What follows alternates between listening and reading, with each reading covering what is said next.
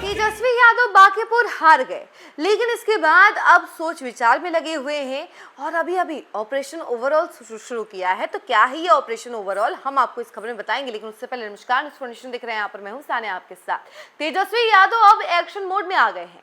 बांकीपुर हार के बाद बड़ी थुतू हुई है तेजस्वी यादव की, आरजेडी की। तो अब तेजस्वी यादव एक ऑपरेशन ओवरऑल शुरू किए हैं और इस ऑपरेशन ओवरऑल के तहत कई सारी चीजों पर ध्यान दिया जा रहा है, कई सारी खामियों पर ध्यान दिया जा रहा है और इसके साथ ही साथ प्रदेश अध्यक्ष कौन होंगे इसको लेकर के भी खूब चर्चाएं हो रही हैं। 3 नाम रेस में हैं, हम आपको बताते हैं। बांकीपुर उपचुनाव के झटके और पार्टी के भीतर उभरी असंतोष की आवाजों के बीच राष्ट्रीय जनता दल यानी कि आरजेडी में एक बड़े संगठनात्मक फेरबदल की शुरुआत हो चुकी है। तेजस्वी यादव के निर्देश पर प्रदेश कमेटी से लेकर सभी 55 जिलों की इकाइयां, प्रखंड पंचायत और विभिन्न इकाइयों को भंग कर दिया गया है। बांकीपुर उपचुनाव के नतीजों और सीनियर नेताओं के तीखे बयानों के बाद पार्टी आलाकमान ने संगठन की कमजोरियों को दूर करने का फैसला लिया है। सूत्रों के मुताबिक जो जिलाध्यक्ष बूथ और पंचायत स्तर तक कमेटियां बनाने में नाकाम रहे, उनका हटना तय है। मुस्लिम वोट बैंक पर प्रशांत किशोर की जनसुराज पार्टी की नजर और हाल में आरजेडी कार्यकर्ताओं का डेटा लीक होने की खबरों के बाद पार्टी कोई जोखिम नहीं लेना चाहती। यही कारण है कि बांकीपुर हार के बाद तेजस्वी यादव अब वफादार, कर्मठ और ऊर्जावान नेताओं को ही जिम्मेदारी सौंपना चाहते हैं। आरजेडी की नई कोर टीम को तैयार करने की जिम्मेदारी तेजस्वी यादव ने अपने विश्वसनीय रणनीतिकारों को सौंपी है, जिसमें भोला यादव, अब्दुल बारी सिद्दीकी, सुनील कुमार सिंह का नाम प्रमुख है। इन नेताओं की सलाह और फीडबैक के आधार पर ही जिलों और प्रदेश स्तर पर नई टीम का चयन होगा।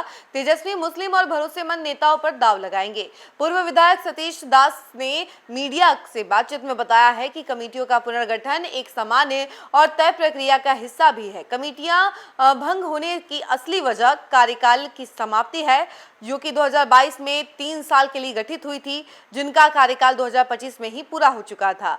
और युवा और ऊर्जावान चेहरों की एंट्री करना और दूसरी बात गतिविधियों का रिपोर्ट कार्ड अब आरजेडी चाहती है। इसी वजह से ये तमाम डिसीजंस लिए गए हैं। इसके साथ ही आपको बता दें कि चौतरफा नसीहतों और खिसकते वोट बैंक को संभालने के लिए तेजस्वी यादव ने मुख्य रूप से 3 प्राथमिकताओं पर ध्यान केंद्रित किया है, जिसमें सबसे पहला है हार का आत्ममंथन, सीनियर नेताओं और युवाओं की निष्क्रियता की जवाबदेही तय करना, दूसरी बात पूरे संगठन का पुनर्गठन, यानी कि संगठन को फिर से बनाने की कवायद शुरू कर रहे हैं ताकि नए नए चेहरे आए और एकदम जी तोड़ मेहनत करें।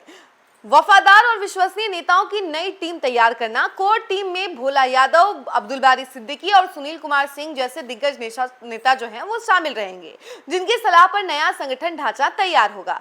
और तीसरी बात, आक्रामक जन आंदोलन, राज्य की नीतीश सम्राट सरकार को कानून व्यवस्था और जनहित के मुद्दों पर घेरना। और इसके लिए आपको तो पता ही है कि तेजस्वी यादव को पप्पू यादव भी घेरते रहते हैं कि भाई विपक्ष का जैसा रोल होना चाहिए वैसा रोल निभाते नहीं है तेजस्वी यादव। और तेजस्वी यादव सरकार को घेरते भी नहीं हैं, वो ना ही प्रोटेस्ट करते हैं, ना ही सरकार को घेरने के लिए सड़कों पर उतरते हैं, तो वो विपक्ष की भूमिका अच्छे से नहीं निभाते हैं। ये बातें जो हैं पप्पू यादव कहते हैं।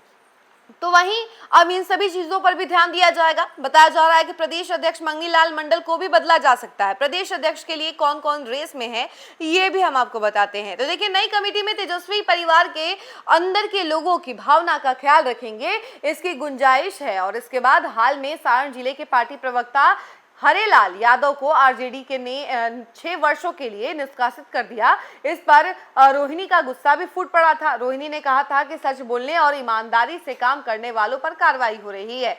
रोहिणी का फोकस रहा है कि पार्टी में लालूवादियों को तरजीह दी जाए। भाई तेज प्रताप भी कह रहे हैं कि परिवार के बिना उनका मन नहीं लग रहा। मदद के लिए भाई को उन्होंने आवाज भी दी। तेज प्रताप को पुलिस जेल ले गई तो उनके बचाव में तेजस्वी ने बयान भी दिया था। इसीलिए बहुत संभव है कि तेजस्वी परिवार के लोगों की भावना का ख्याल रखे, लेकिन तेजस्वी ऐसे किसी भी व्यक्ति को पद नहीं देंगे जिस पर तनिक भी संदेह होना होगा, या फिर ऐसा कह सकते हैं कि जिस पर थोड़ा भी डाउट होगा उनको बिल्कुल भी नहीं रखने वाले हैं और उनके साथ भीतरघात कर सकता है, क्योंकि वो व्यक्ति इसी वजह से, उनके डर की वजह से तेजस्वी यादव ये डिसीजन ले रहे हैं।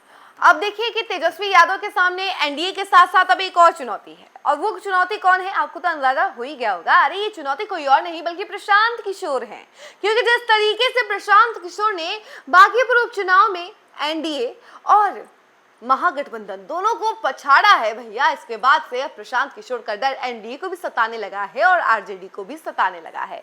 तो अब इन चुनौतियों से निपटने के लिए जो तेजस्वी यादव हैं ये सभी प्लानिंग कर रहे हैं, और यही वजह है ऑपरेशन ओवरऑल शुरू करने की। फिलहाल इस खबर में इतना ही। ऐसी तमाम अपडेट के लिए जुड़े रहे हमसे और देखते रहे न्यूज़ फॉर नेशन। धन्यवाद।